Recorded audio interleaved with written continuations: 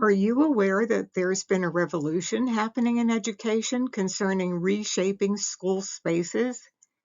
The classroom today may be online, on a travel cart, or any space designed and modified for learning. The previous standard classroom hopefully goes beyond Pinterest and is not just a pretty face, but actually supports learning.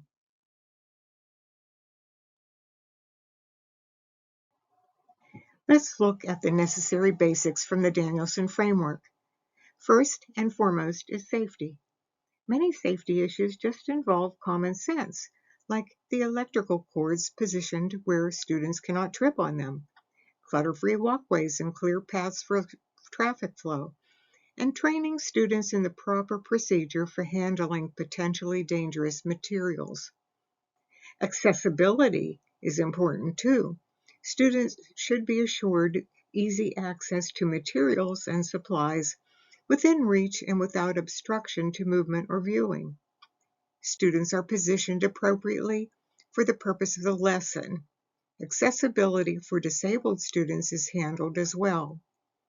In the distinguished category, much of the responsibility for maintaining a clutter-free and safe learning space and assisting others is handled by the students. They help make modifications to meet their own needs and that of classmates. Let's look at classroom design and arrangement. New data from ongoing Steelcase education studies shows that classrooms designed for active learning have a significant effect on student engagement. We could have told them that.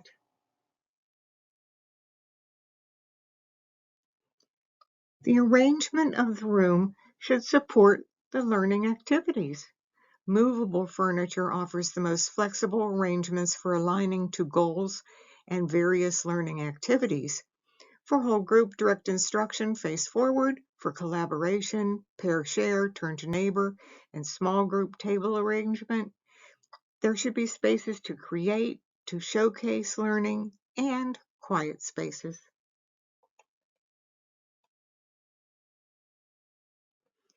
Grouped configurations improve all of the following aspects of learning: the ability to gauge in preferred learning methods, active involvement, collaboration, creation of an enriching experience, feeling comfortable to participate, focus, in-class feedback, opportunity to engage, physical movement, real-life scenarios, repeated exposure to the material through multiple means, and stimulation.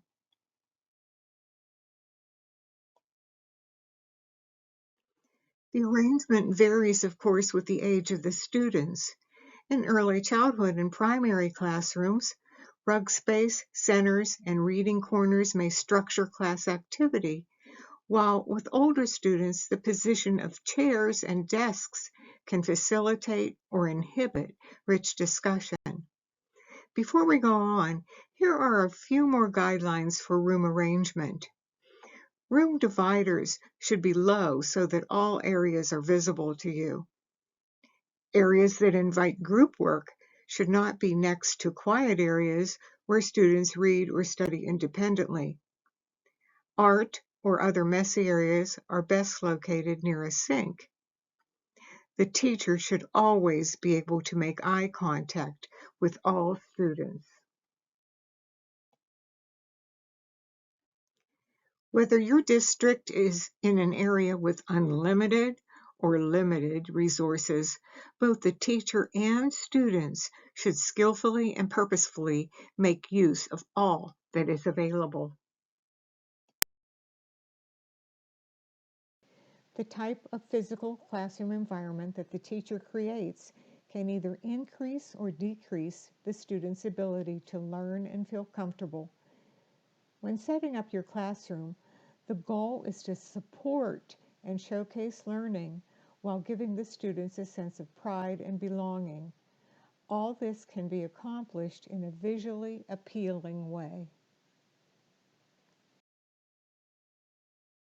How do you build a sense of belonging or ownership in the physical classroom setting? Well, one way is to display or showcase the students' learning. Display students' names in many locations.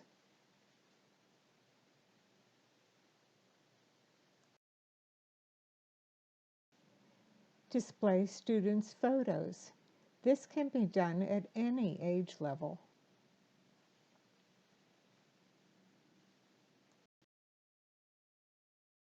Give the students their own space. And finally, to give each student a sense of ownership in the classroom, solicit input and allow students to bring in their own resources.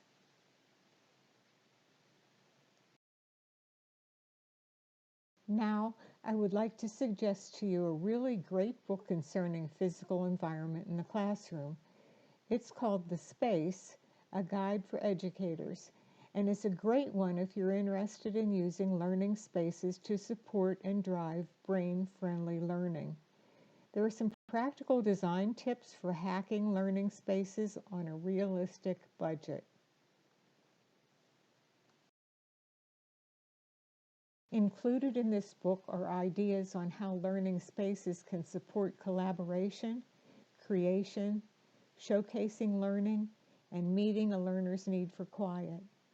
One part that directly coincides with Danielson is the emphasis on student input.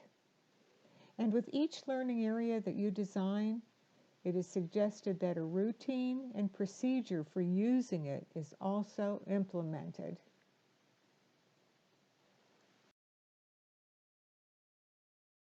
This statement is a good summary and guideline for the organization of physical space component of Domain 2. It's not about anything else. It certainly is not about decorating or being cool or whatever other goal you can think of. The physical space should be all about amplifying learning.